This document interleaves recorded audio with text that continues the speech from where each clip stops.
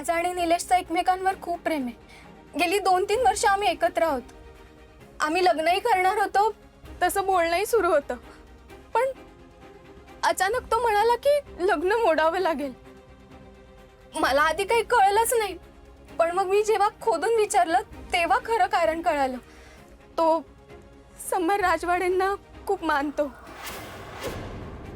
त्यांनी निलेशला तुमच्याशी लग्न करायला सांगितलं असं तो म्हणाला। म्हणजे त्यांच्या सांगण्यावरून हा माझ्याशी लग्न करणार होता, पण मग त्याला त्या समर राजवाडेंना स्पष्टपणे सांगता आलं नाही तसं? त्याचं नेमकं काय कारण आहे ते मलाही नाही माहिती, पण मग मी आता काय करू मला तेच कळत नाहीये। मी दुसरं कोणाशी लग्नही नाही करू शकणार, म्हणून मी इथे आले।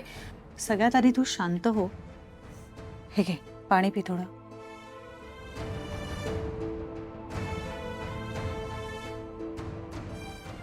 आणि ऐक, तुझं जर त्याच्यावर प्रेम असेल तर तुमचं लग्न व्हायला हवं। अगं, आमचं असं काही लग्न वगैरे ठरलं नाहीये।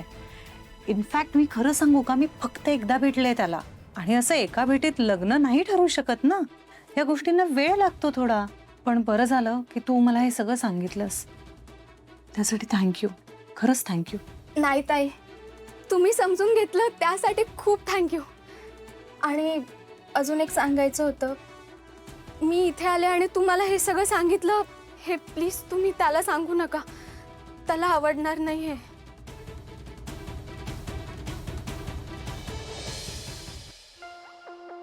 मला एक गोष्ट सांग, तू खरं बोलतेस ना माझ्याशी?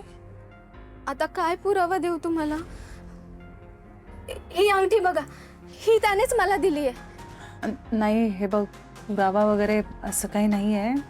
ठीक आहे, यू डोंट वरी, मी नाही असं काही सांगणार त्याला। फक्त मला जरा निलेशचा नंबर देतेस का? हो।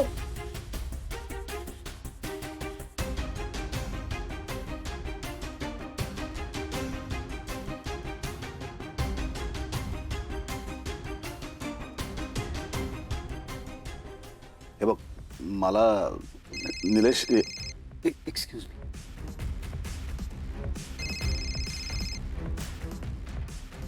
हॅलो। हॅलो निलेश, मी स्वानंदी बोलते। हां बोला। मी तुमच्याशी लग्न करू शकत नाही। आपल्या एकमेकांशी जमू शकत नाही, त्यामुळे माझ्याकडनं या लग्नाला नकार आहे, आणि हेच सांगायला मी फोन केला होता। थँक्यू।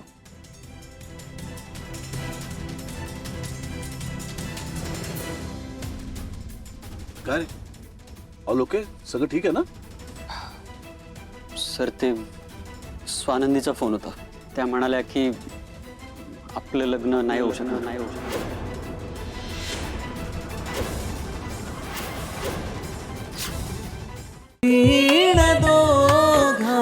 दोघातली तुटेना,